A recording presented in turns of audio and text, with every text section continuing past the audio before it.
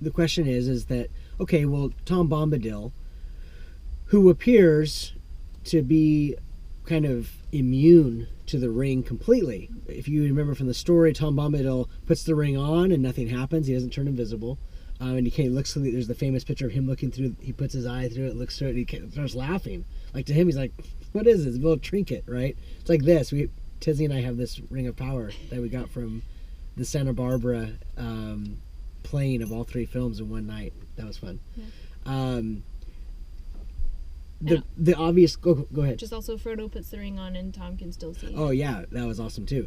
Frodo was like, I got to make sure this is the same ring. He puts it on, and, as we know, it makes him invisible. But Tom Bombadil, at least there, within Tom Bombadil's realm, was able to see Frodo and says, hey, don't you go off there, And he's like, take that ring off your finger. Your hand's more fair without it. Yeah, your hand's prettier without it. So it's great.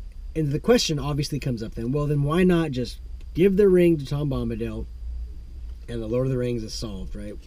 The answer that typically is given is that, and I guess they do discuss this also in the book itself, Tom Bombadil, one, Gandalf says he wouldn't even take the ring. Like, he would probably forget about it. He wouldn't want the task in the first place. He said it would take all of Middle-earth, like basically all the free peoples, to come and beg Tom Bombadil. Tom Bombadil, this is so important. Please take the ring. And he said even then, he wouldn't understand the reason for it, and he would probably end up losing it or forgetting about it. And it just kind of is interesting because it puts Tom Bombadil in a very curious light. We're not really sure who he is, what kind of being he is. And we just get the notion that he wouldn't be a good ring bearer. Because even if he did, like let's say Tom Bombadil says, fine, I'll keep it. All Sauron would do would keep building up his armies, get more and more powerful, and then go to that little area that Tom Bombadil has and attack it with everything he's got. And they said, I think the question is, Glorfindel says, can even Tom Bombadil really fight off all of the evil power, the Nazgul, the Sauron, and all the orcs and wargs and balrogs and you name it, Shelobs and things of that sort? Could he really fight off that kind of attack? And the answer seems to me pretty clearly no, right? Whatever Tom Bombadil is, yes, he's powerful, yes, he's this, but he's not a warrior, it doesn't seem. And his type of power is a very different kind of power. I don't think he's quite made for that kind of thing. And so the ring wouldn't be safe there. What do you think about that, Tezi? Yeah. That seem fair? And then what else did you ask?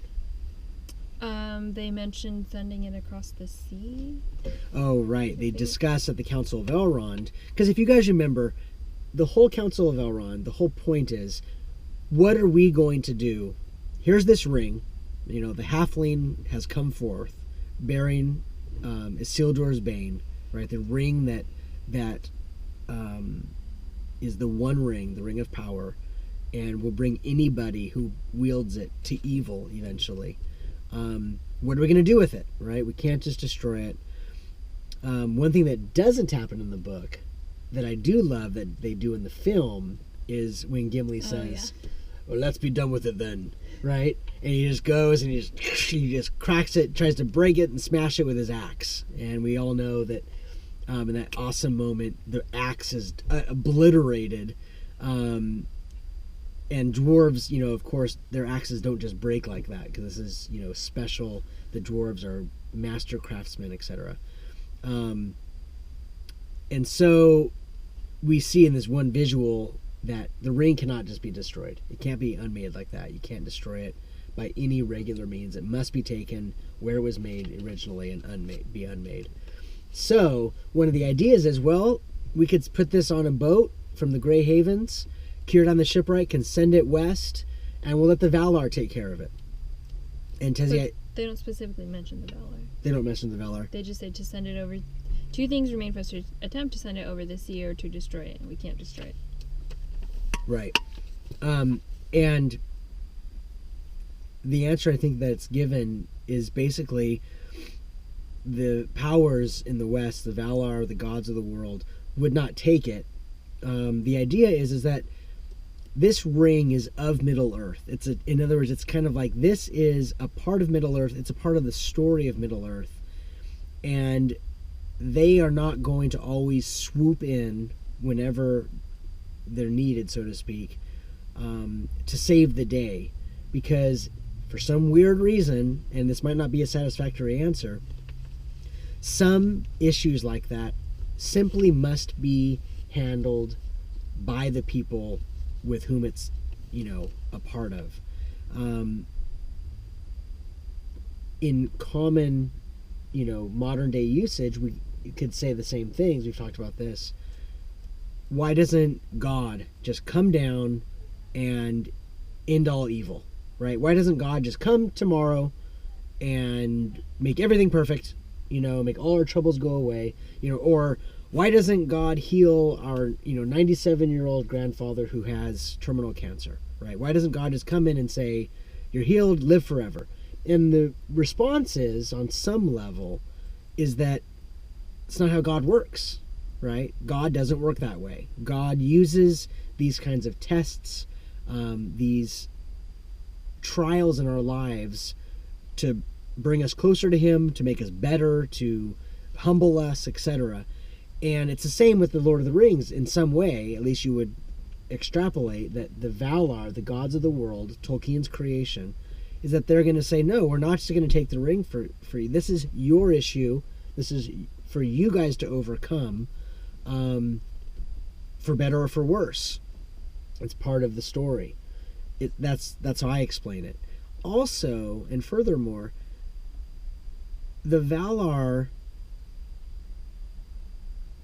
do help, but the way they help is different. It's limited, and this goes back to the great, beautiful line. It's one of Tezi's favorites, where Gandalf says, there was more than one power at work when the ring left Gollum, and Bilbo, of all people, found the ring in that cave.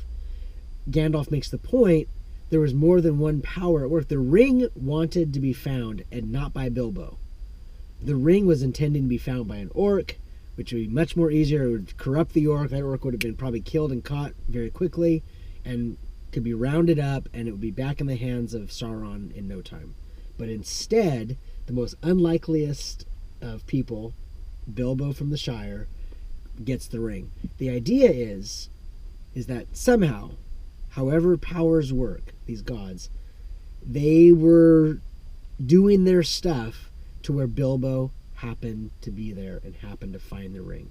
That's how the Valar, the powers, God, works in Middle Earth. They're very subtle, I guess you could say.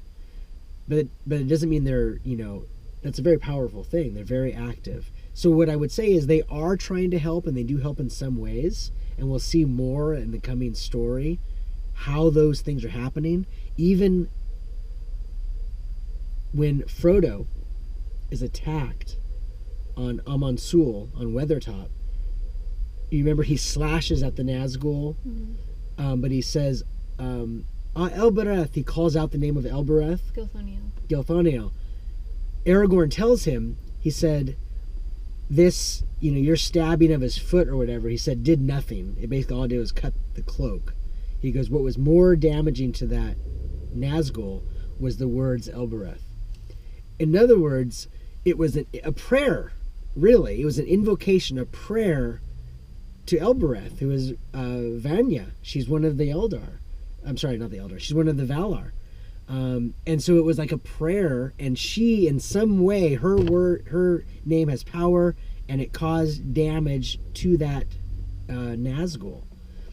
Again, that's how the Valar work. Elbereth is one of the Valar? Yeah. Does it tell us that somewhere? Yes. The Silmarillion. Oh. Yes. Okay. I know, there's so much. It's awesome. Anyways, so that's kind of a long-winded answer to why they can't just send the ring west.